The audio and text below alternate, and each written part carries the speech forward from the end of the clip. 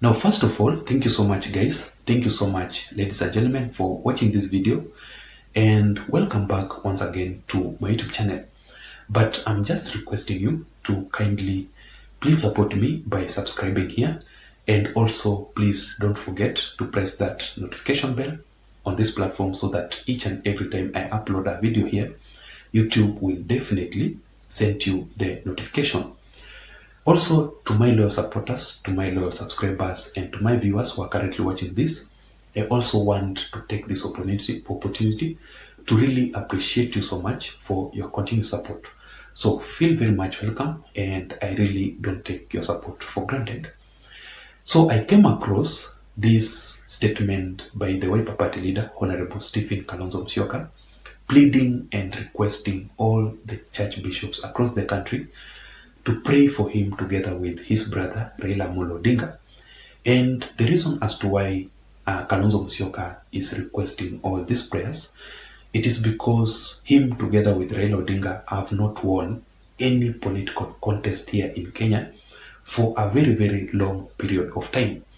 And in fact, let me just read for you what Kalonzo Musyoka is saying there, that we have lived through 3 political election losses. In 2013, in 2017, and in the previous 2022 general election, and there is a high chance that we can also lose in the 2027 general election. Please pray for me together with my brother Raila Odinga to get out of this prison of election losses. So what I'm getting from this contest, or what I'm getting from this message from Kalonzo Musyoka, is that the only way that him together with Raila can be delivered from this prison of election losses is through the prayers from the church bishops here in Kenya. But what, according to my considered opinion, what I would simply advise Kalonzo Musyoka is that for him, maybe perhaps for him to become to win an election here in Kenya, or maybe for him to become the president of the Republic of Kenya one day, there are very simple political mistakes that Kalonzo Musyoka must avoid. And also Kalonzo Musyoka must get ready to make very critical political decisions. First of all, I would advise Kalonzo Musyoka to make sure that no matter what happens, he must be on the ballot in the 2027 general election. And of course, we all know that Kalonzo Musyoka will not definitely win the 2027 general election, because it's already done and dusted that William Ruto will probably win. But the reason as to why I'm suggesting this, that Kalonzo to be on the ballot, it is because he will now be able to learn from his mistakes. He will now be able to measure his politics where he is, and he will know his strongholds, so that in the 2032 general election, he will be able to know and identify all the challenges, and it will be very much easier for him when he runs for the presidency in 2032. It can be very much easier if compared to other politicians, that he can definitely win, because he will have learned from the political mistakes that he will make in the 2027 general election.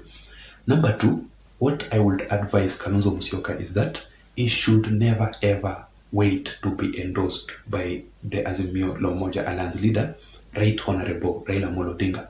And there's a certain guy here, or a certain supporter, who commented on one of my posts here that if Raila Odinga himself was fighting with his own father, Oginga Odinga, for a political position, what really makes Kalonzo Musyoka to believe that Raila Odinga will definitely endorse his 2027 presidential bid?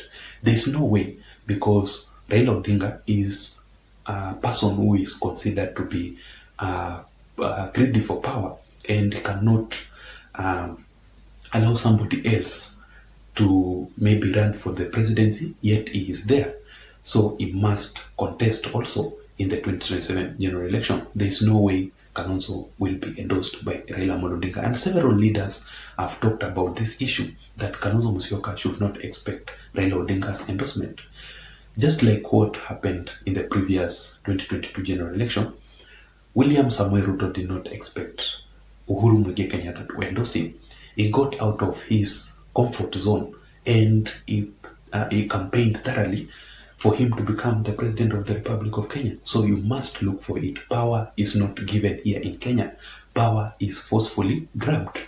And also, number 3, I would advise Kalonzo Musyoka to do everything possible that he can do it to ensure that he wins Raila Odinga's strongholds or Raila Odinga's support base ahead of the 2027 general election. I think Kalonzo Musyoka should learn from the politics of President William Samoei Ruto. You know, William Ruto knew it very well that the former President Uhuru Kenyatta had won the 2013 general election through the Mount Kenya region and the Rift Valley region, and just the top up from other regions here in Kenya. Also, Uhuru Kenyatta managed to win the 2017 election through the Mount Kenya votes and the Rift Valley Road votes. So what William Ruto's calculation were, he already had the Rift Valley votes. So what he needed most is Uhuru Muigai Kenyatta's stronghold, which is Mount Kenya region. So he made everything possible and he camped in the larger Mount Kenya region for each and every day, and he spent a lot of time and a lot of resources and a lot of money campaigning there for 4 good years until he ensured that he had actually won the supporters of Uhuru Muigai Kenyatta to become his own supporters. So I think Kalonzo Musyoka should learn from that and try everything possible to win the strongholds of Raila Odinga.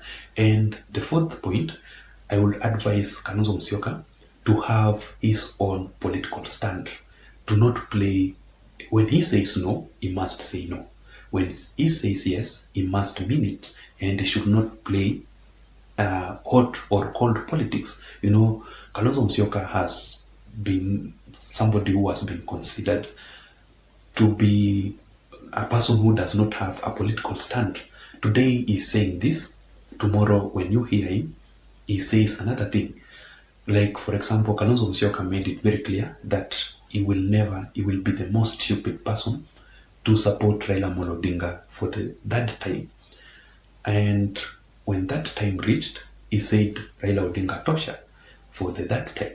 You know, Kalonzo Musyoka has signed several MOUs with Raila Odinga, but Raila Odinga has never fulfilled all those MOUs, but he still follows up on Raila Odinga. So I think those are the kind of political mistakes that Kalonzo Musyoka must avoid for him maybe to become the president of Kenya or the leader of the Republic of Kenya, and he should make very critical political decision for him to win an election, not just to depend on the prayers of the bishops alone. He must get out of his comfort zone and at least do something.